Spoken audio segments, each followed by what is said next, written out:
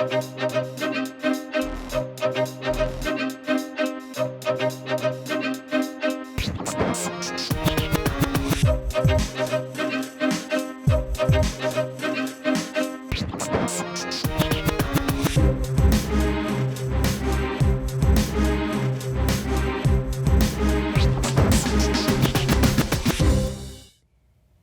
I'm Lisa Salazar, General Manager of the Youth Development Department, and welcome to another episode of Protest+Promise. Every month we come together with members of our very own Olivia E. Mitchell LA City Youth Council to discuss important topics that are relevant to young people here in the city of Los Angeles. This month we are focused on child abuse prevention. And in studio we have a special guest from the LA County Department of Children and Family Services, Chief Deputy Jennie Feria. Welcome, Jennie, to the studio. Before we jump into the conversation with our youth council members, let's take a moment to have our youth council members introduce themselves. So if you just tell us your first name and council district, and we'll start here with Quinn. Of course. I'm Quinn. I'm from City Council District 4. Is there anything else you need in that? That's all. Welcome, Quinn. And I am Khalil from City District Council 10. So I'm honored to be here. Thank you, Khalil. Thank you, Quinn. Thank you for being here today. So, Jennie, Department of Children and Family Services, tell us about the work that you do and how that work relates to child abuse prevention. So the Department of Children and Family Services is responsible for the safety of all 2.2 million children that reside in LA County. And we take in calls from anybody that wants to report any harm to kids, any neglect allegations towards any child that might be perpetrated by their parents or a caregiver, somebody that just might be concerned, and we go out and investigate just to make sure that the kids are doing okay. Wow, 2.2 million youth in the county of Los Angeles, wow. So I know Quinn and Khalil have prepared some questions for you, and let's just jump right in, guys. Who'd like to go first? Of course. I'm just first wondering, how prevalent is child abuse and neglect in the county? So while the numbers are really high in terms of the population, LA, right, over 10 million people, and then I earlier said over 2 million children, the hotline receives approximately 200,000 calls each year, and that includes anybody that's mandated by the law, such as teachers, doctors, medical professionals, but it could also be somebody that's just concerned, a neighbor or a relative. And of those 200,000 calls each year, we might not go out to investigate every single call. We screen them and ensure that there is some credible suspicion of child abuse and neglect, and we'll go out on probably about 60,000 of those and investigate. And so then of the 60,000, probably a very, very low intervention rate, and it's anywhere between 5 and 7%. And typically when we get involved, something may have already happened. So, and in times where we do investigate and there is nothing that we need to be involved in, we can then connect the family to services in the community to kind of prevent them from, getting recalled in the system, or if there's any service needs that are identified for that family. And so it is a pretty low rate, although, I think prevention needs to happen much earlier than when it gets to our department. And it is a community responsibility for kids to really, thrive, and for families really to, ensure that they're doing well. And that's what we rely on the community for. Wow. Education and prevention, and it's just, really impressive to hear the numbers in terms of reports to investigations to actual cases that require your intervention. That's such important work. Great question. Thank you. Khalil. My question would be, so when it comes up to child abuse, we normally see what is there, the physical aspect. How can we see signs of the mental aspect? How can we see when somebody's in distress? So that's a great question, right? Easy to see things that are physically, there and in our face, But in terms of detecting when somebody might be going through some mental health challenges or even child neglect, right? We have to also be mindful of our own biases, right? Because, and we use this as a very standard example, but like a clean home to you might be different than my clean home, right? But it doesn't make it wrong. So we have to ensure that we're actually only detecting when there's abuse and neglect. So for kind of signs to look out for are changes in behavior, changes in sleeping patterns, eating patterns, level of interest. Maybe that individual usually likes to, rock out to music or hang out with their friends, but all of a sudden they're kind of just, withdrawn a little bit, or not hanging out with their friends, or with different types of people, different crowds. So anything that's kind of out of the normal for that individual is something just to kind of ask more questions about, right? It doesn't mean that for sure there's abuse or neglect, but that's something that we want to say, like, hey, what's going on with, Khalil, or what's going on with, Jenny, because something looks a little bit different. And that's why I think schools are really important, because schools is where kids go every single day. And teachers get to know their students over the year, school year, and they can notice if there's any changes in behaviors, and whether, and just a simple question, of like, how's it going? And that child, you could save a child's life. So important. Teachers see their students every day, but we know that in the city of Los Angeles, we have departments that provide services to young people both before and after the bell, and they are interacting with young people on a daily basis. So they could also notice behavioral changes that might be something. The other thing I wanted to touch on that you mentioned was, we have to understand that sometimes what may appear as different or someone might consider as neglect is actually, could be an issue of resources or lack of resources, could be something related to poverty. And so, this notion of being a mandated supporter as well as a mandated reporter, I think is important for folks to just be aware of. So thank you for that question. Great question. Quinn? Of course. I'm also sort of wondering, you mentioned a lot of the cases when you do go into that 60,000 number of the cases that you're going to go investigate, you choose to not intervene in a lot of them. What's the thought process behind intervening or not intervening in a particular case? So social workers actually have to do a full assessment. The call could come in with some allegations, and the allegations could be, let's say, emotional abuse, right? But when a social worker goes into a home, they're doing a full assessment because that's just the information that we received at the time, and it could be that the child is also going through some other issues that we want to make sure that we're addressing. So they interview all the parties in the home. They try to get a good sense of like, what is the family's strengths? What supports do they have in place? Both kind of informal and formal supports. Do they have a strong family unit? What have they done in the past when they've had challenges? Because, life happens and we all have challenges. And so they do a full assessment, and if it is physical abuse as an allegation, they may have the child go for a medical screening, or a forensic interview. So it just really depends on where the investigation leads them and what they actually find when they get to the home. And then you have to just be, the social worker has to be sensitive to the age of the child. How many kids are in the home? Are there any special needs of the kids? But also the parents, right? Are they a single parent? Are they employed? Are they having hardships, like you pointed out? I think a really important job that we have is distinguishing and really ruling out poverty, and making sure that if we are seeing neglect, that is not conflated with poverty issues. So we can all ask ourselves, like, could the concern that I have be mitigated if I were to connect the family to a resource in the community? Resources are important. Very Most good. definitely.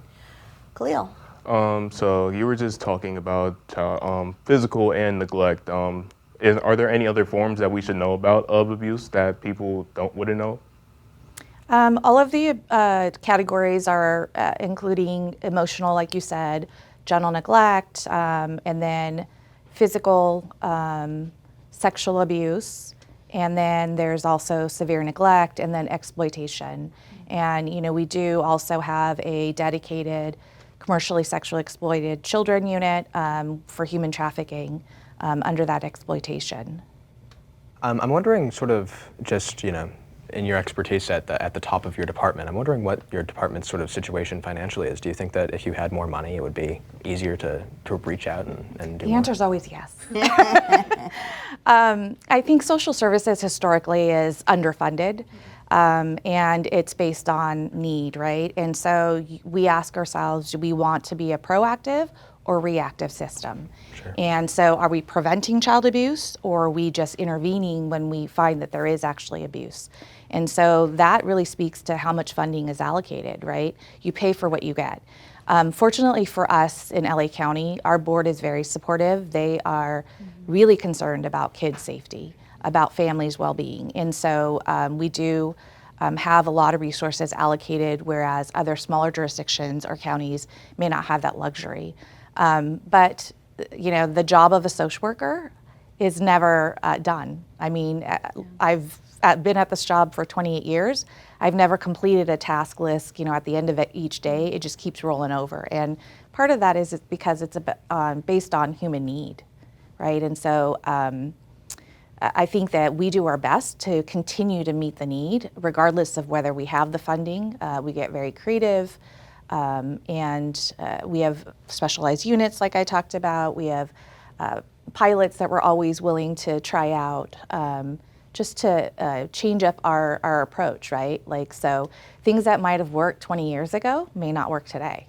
And things in the field when I began 20 years ago as a social worker are very, very different than today. There's a lot more transparency. We are really sitting at the table with families and community and really engaging them in listening, right? The government listening, that's a concept, right? Listening to actually what is their story?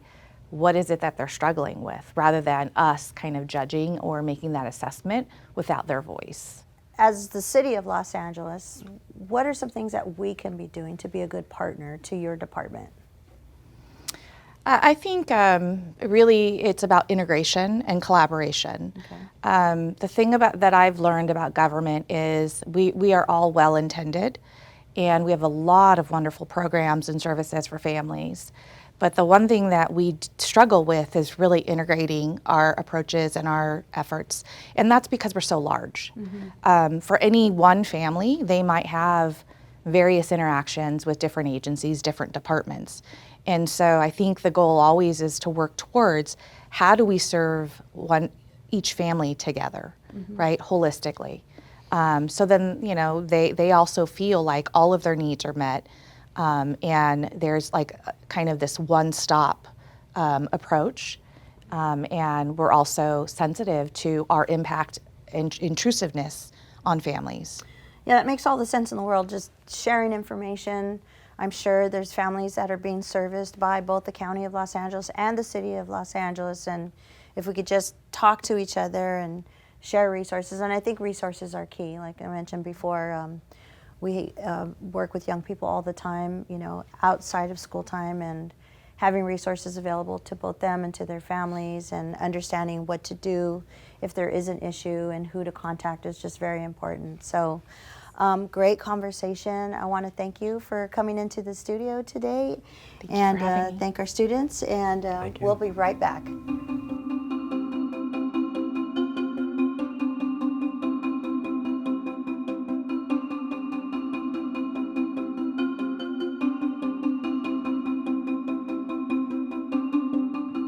Welcome back to Protest and Promise. We're now joined in studio by Detective Marvin Mancia, who is a part of LAPD's Internet Crimes Against Children's Unit. Detective, welcome to the studio and welcome to Protest and Promise. Thank you. All right.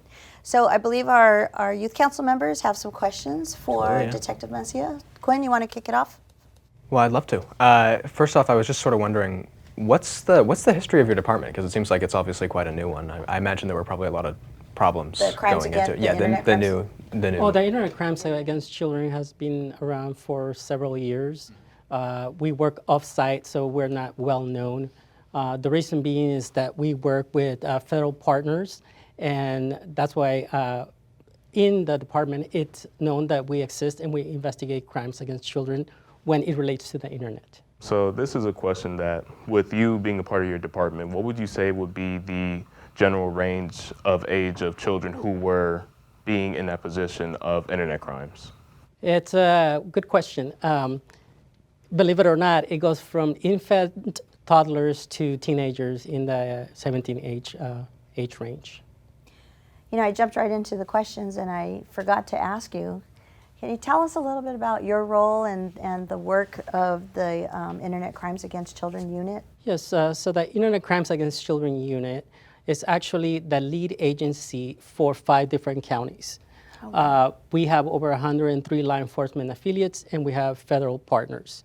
We investigate internet crime related crimes involving minors or juveniles from various age ranges. Is that primarily social media, or when you say internet? What? It's social media, it's the different platforms. It is possibly somebody filming or utilizing a digital device to record such behavior and transmitting it through the internet. Thank you for that background. It's really helpful. So our youth council members, questions? Of course, I'm sort of wondering how many calls do you get? How often how many cases are open at a time, maybe? As I indicated earlier, you know, we are a task force.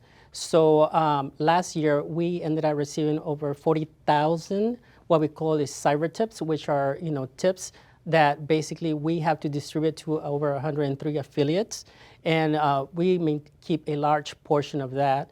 I would say about 3/4 of those cases are LAPD related. So I know that every job has a lot of baggage with it. Not saying that. We appreciate what you do. Thank you. So overall, how's the emotional load while working in an area as that? To be honest, it can be quite challenging and it can take a toll psychologically. You know, we get mentally evaluated on an annual basis to make sure that, you know, seeing these images, because they can be quite traumatic, you know, are not impacting our work. You mentioned earlier that you sometimes will work with federal departments or agencies. How entangled is the whole process when it comes to investigating those? Okay, well, it's important to understand that the internet is worldwide, right? And therefore it crosses state lines and border lines. That's when we need our federal partners. For example, we are Los Angeles Police Department with law enforcement powers in the state of California, but if, for example, a suspect or a criminal that related to an internet crimes lives in another state, we can work to our federal partners who will reach out to their partners in the other states and assist us with the investigation. They also have attachés abroad that can work with those countries' law enforcement agencies in order to identify and prosecute these individuals in their countries. Great question. Yeah. And then in what ways can we try to educate or try to give pointers for young adults or youth that can prevent them from being in internet crimes? Yes, I think it's important to realize that whoever you're communicating with might not be that person that you think it is. These individuals, you know, are smart because they will do research on their potential victims. So if you have social media, make sure you set it to private mode. If somebody's asking you to befriend you, you know, and you don't know them, don't befriend them. But it's also very important to realize that these types of crime are not just committed by strangers. How frequent does that happen, where it's sort of student-on-student crime? You know, it happens frequently. This is young men over here can attest that social media, it's a big part of life, you know? Yeah, and sure. it has its benefits, but obviously there are risks involved, and it is important to be aware of those risks. You know, the question is, if you feel uncomfortable, you know, if you question something that they're asking you for, don't do it. Yep, good advice. Do you feel that there's a lot more education that can be done, especially for young people here in the city, when it comes to this? Do you feel like this is sort of an overlooked crime? Well, you know, all you have to do is look at children. As soon as they get into a vehicle, or if you go to a restaurant or any public setting, what do they have in their hands? A phone. A digital device, right? Whether it's a cell phone or a tablet. And so that has to start early on, and it has to carry on as we become, or you guys become youth. You need to be aware of the risks involved, and it comes down to education. It is important for everyone, parents, law enforcement, and school districts to make the youth aware of the risks that are involved out there. And then what would be the best way to reach out if somebody did, or wishing, probably not wishing, but like God forbid it, but like what would be the best way to reach out to somebody or reach out to a prevention line? Well, the first thing to do is obviously report it to a person of trust. And there are certain mandated reporters, such as teachers, doctors, social workers. It depends on how that victim feels comfortable with. They can go to a local police station and generate a report. They can go to necmec.org, and they can also generate a report anonymously, or they can even go to report on the Crime Stoppers line and just report the information that they have. And that will be forwarded to the proper agency that will investigate, whether it's us or one of our affiliates. We will take whatever information is available and work with that information to try to develop further leads that will allow us to identify and hopefully arrest these perpetrators. What are some of the more frequent crimes that you see being the most dangerous that you're regularly seeing? As far as the internet crimes? Yeah, as far as internet crimes that you're seeing, just sort of most people are falling into that trap. Are the trends? Yeah. Well, yes, there are trends where basically these individuals will reach out to the youth. They will befriend them. They will gain their trust. And then after that, there are different types of criminals out there on the internet. There are those that are basically looking to just gain images or videos that are inappropriate for themselves. There are some that will go ahead and utilize that as almost a bargaining chip and trade it with other like-minded individuals. And then you have individuals that want to meet that victim and have physical contact. And then you have other individuals that are out there basically to extort the juveniles. Basically, they will gain their trust, send something that makes the youth feel comfortable.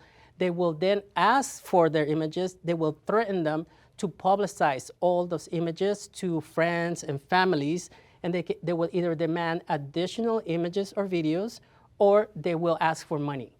And unfortunately, a lot of these perpetrators are from foreign countries, and the laws are different everywhere. It can be very aggressive and persistent. Absolutely. I mean, I think the one important thing that young people need to know is that it's not their fault. Okay, they are victims. So there's this misconception of guilt or remorse. No, these are individuals that are profiting one way or another, by taking advantage of the youth. So if there's any need for help, you can go to necmec.org, and they have resources available to help you and your family overcome these unfortunate incidents, should it happen. That's a resource I was not aware of, so thank you for sharing that. I'm sort of wondering, you're mentioning that a lot of these other countries have very different laws when it comes to the internet, and investigating it gets pretty red tapey. I'm wondering, how often is it that you actually truly get the guy and get him in a court of law? Conviction rate. Yeah, like I said, it depends on each individual country because they have different laws out there, and also you gotta, there are different settings where this individual may be, and honestly, the law might not be able to reach out to them out there. But I cannot speak for those foreign countries. I can speak about what we do, our success rate. I can tell you that at least here in LA, we follow every lead to the final extent, to where our goal is to apprehend these individuals and bring them before justice. Wow. You mentioned, or you suggested that young people set their social media settings to private. Correct. Okay. Is there any other advice that you would give to young people to help them minimize the risk of being a victim of an internet crime? Well, I think them being conscious that if you have somebody that you don't know that is communicating and there seems to be a lot in common, is because they have probably looked at your social media site, your images, your posts. You are able to set your mood, if you're involved in a relationship or not. Basically, these individuals will do their homework, and then they will use that to make you seem like they're in the same situation as you are. They're trying to gain your trust. Then you got to question yourself, is this too good to be true? Yeah. And if it is, just don't communicate with them. Don't communicate with them. If you feel that you have been victimized by these individuals, report them to the social media platform so that they can review their terms and conditions. If they're being violated, they will probably suspend those accounts.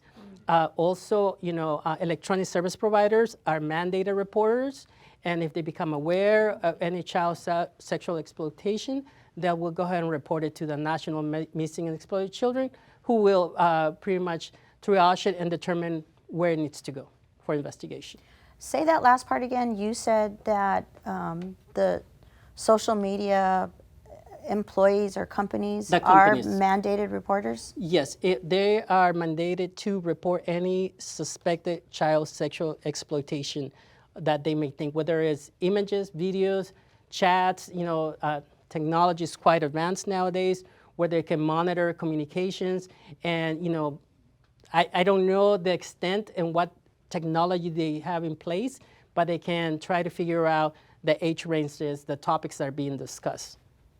Yeah, the more you talk about it, the more it gets me thinking like how much you really can learn about a person and use that information against them to prey on them and victimize them. It's really scary. No, it's terrifying in some ways. It sort of makes me think too, do you think that a lot of these social media sites should sort of amend a lot of things that you are able to put online?